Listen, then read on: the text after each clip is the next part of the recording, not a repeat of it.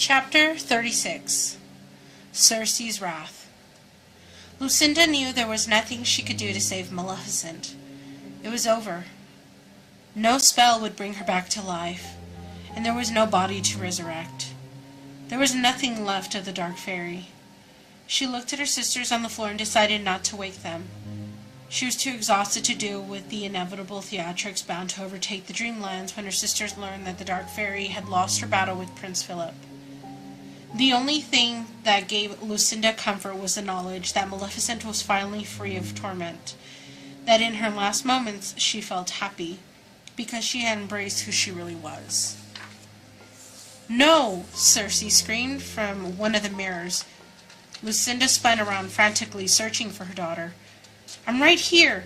Circe snapped, glaring at Lucinda in the rightmost mirror. Lucinda had never seen Circe so angry and so sad. "My darling, I'm so happy to see you," Lucinda said. "Maleficent's death is on your hands. That foul spell wouldn't have worked if she hadn't embraced evil. You've meddled in the lives of too many people. You've caused too much death, too much destruction. We only wanted to help her, Circe. We gave her someone to love. And you destroyed her in the process. You took everything away from her and gave it to that girl lying on the floor. Maleficent didn't start to become evil until you performed that spell to create Aurora, just as you destroyed yourselves by creating me." Lucinda shook her head. "Circe, no, you don't understand." "I understand everything, Mother. And if you ever want to walk in the waking world again and see me in the flesh once more, you will wipe that girl's memory clean. You will make sure Aurora has no memory of these events. None whatsoever. And you will stop tormenting Snow White in her dreams. Do you understand?" "I do," Lucinda said soberly, taking her daughter very seriously.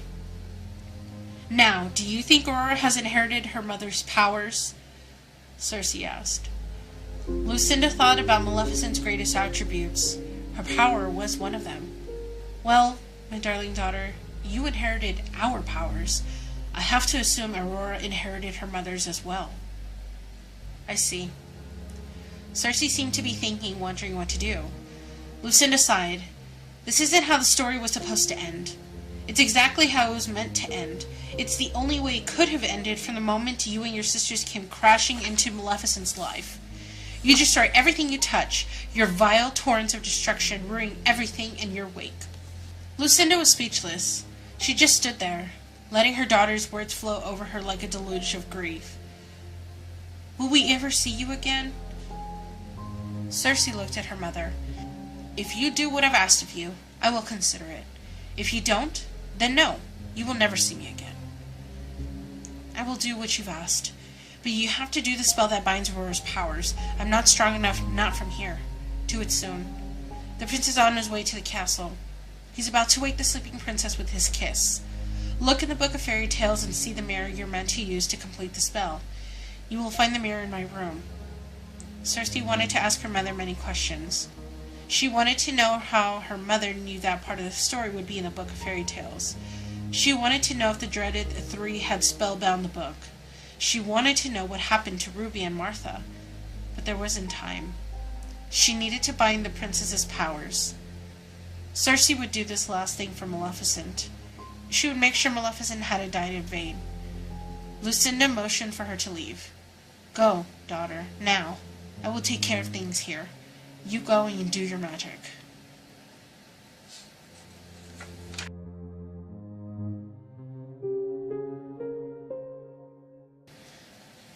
Chapter 37.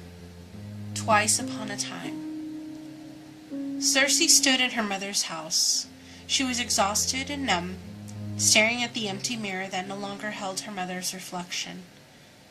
"Circe, what happened?" Snow White asked. She looked frightened, and Circe couldn't blame her. Everything had been thrown into chaos when Aurora had called Circe to the mirror. Even now, she didn't understand how the princess had managed it. "I need to see the book of fairy tales, quick." Snow grabbed the book and handed it to Circe. Circe flipped through the pages to find what she was seeking. "Look here, Snow, she was right. I bind Aurora's powers using this mirror." And before she ran into her mother's room to perform the spell, she hugged Snow tightly, not wanting to let go. Cersei was so happy to have Snow White there with her. She didn't know what the following days would bring or how they would find their way out of the dark place. She didn't know what would become of her mothers, or whether she would decide to wake them. But she did know, for the first time, that she had a true family in Snow White, Nanny, and Tulu. And she wanted nothing more than to get back to Morningstar Castle so she could